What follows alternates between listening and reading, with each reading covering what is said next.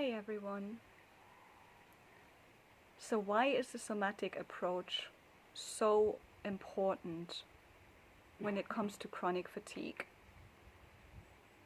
but also to chronic pain or any kind of healing? Why is the somatic approach so important?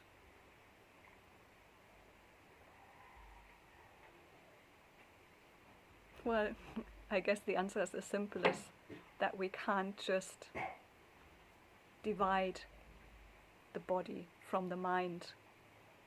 Where would you start? Here? Here? Here? Here? Maybe here.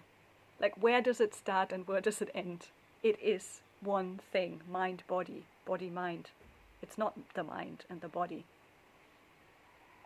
But what we often do, and what we're programmed to do, is to intellectualize everything and to figure everything out with the mind, because it is so intelligent. It really is.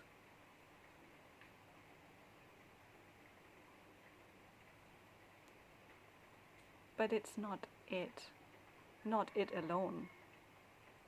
Then we would just be little brains running around. We wouldn't have all of this. So we need to tune into our bodies.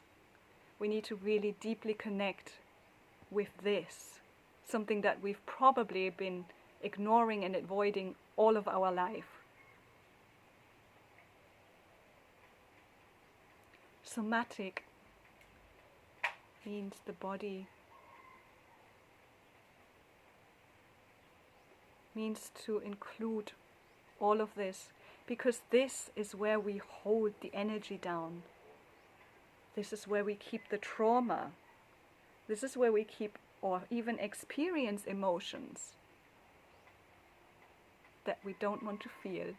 But this is also where we just experience emotions that we are feeling. I mean, you're not experiencing your emotions in the head, are you? It's not like, oh, there is anger there now. That it is a full lived experience everywhere. Your body responds in a certain way. There's the hormones, there is maybe the sweating or the tingling. It's a whole body response. And that is the whole part of the experience of an emotion, motion, just motion, something moving, emotion. And that's why it's so important to include the body in any kind of healing, because any experience that you have, whether pleasant or unpleasant, is always connected to emotion. Joyful emotions, love, you experience it wholly. Anger, fear, everything that you experience is connected to an emotion.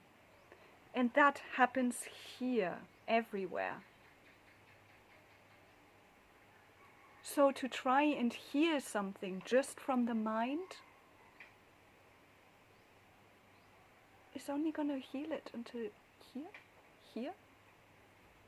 It's only going to be a fraction of what is actually really going on, of what that experience was all about. And when I talk about experience, I mean possibly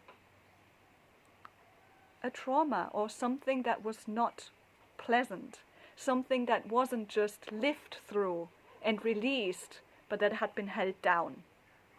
That is not allowed to come up. And that's where we want to go. In the body, wherever that is. For me, for a long time, it was in my spine. But it manifested in my hip. I had chronic hip pain. And that's where it manifested. But as I was doing the somatic work, it changed.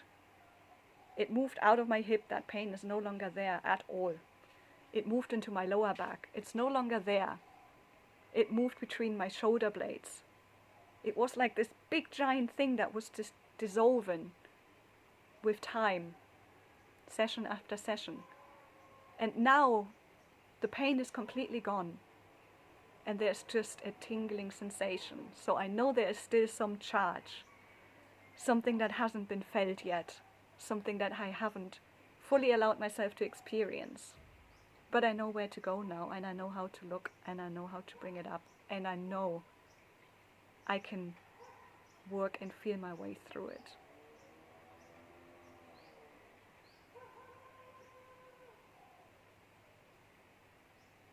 So what is it that you're avoiding in your body?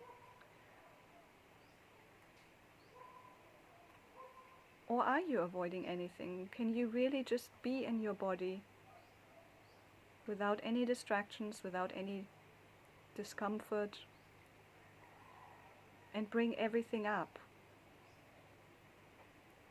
And what I mean by being with that, I don't just mean to sit silently in meditation. That's easy. But that can also be avoidance. Very often, in fact, it is. Because we're just sitting peacefully with what is. Anything can come and go. I have sat. Oh, I can't even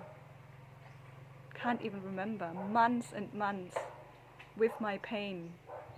I could sit with it, but that didn't make it go away. That didn't release anything. The stuff that was stored in there was still there. Because I didn't go deep enough. I didn't look at the things that I didn't want to feel, at the events that happened, at the emotions that I repressed, at the trauma that was hiding in there. I didn't go there. I didn't make that come up, so why would it come up? It wouldn't. It's unpleasant. Even in the deepest state of awareness, it won't come up.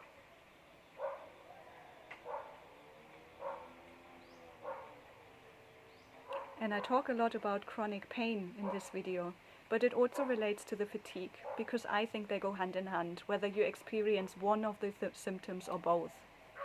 Anything that's chronic is some kind of blockage in your system.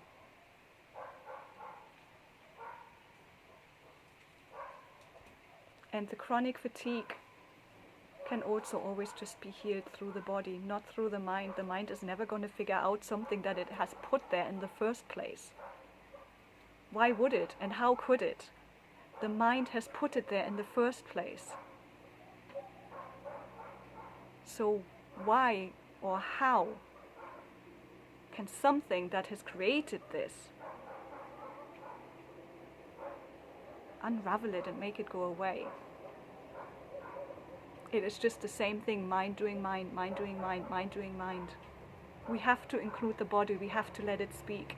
We know already what the mind has to say. We already know that.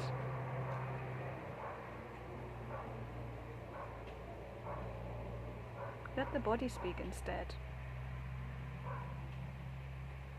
See where it takes you.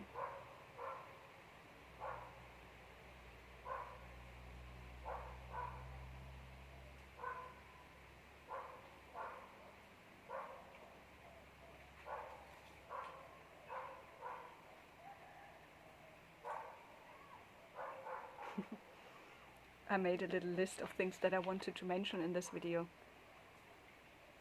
But see, the funny thing is that I don't have my glasses on and I can't read a single thing of what there is.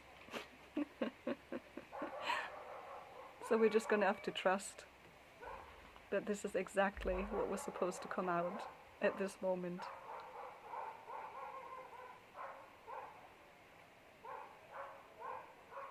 I don't know if you can hear the dogs, but they're going crazy right now, so that might be my cue to just leave it at this. Why we need the body? It's because we're not just the mind.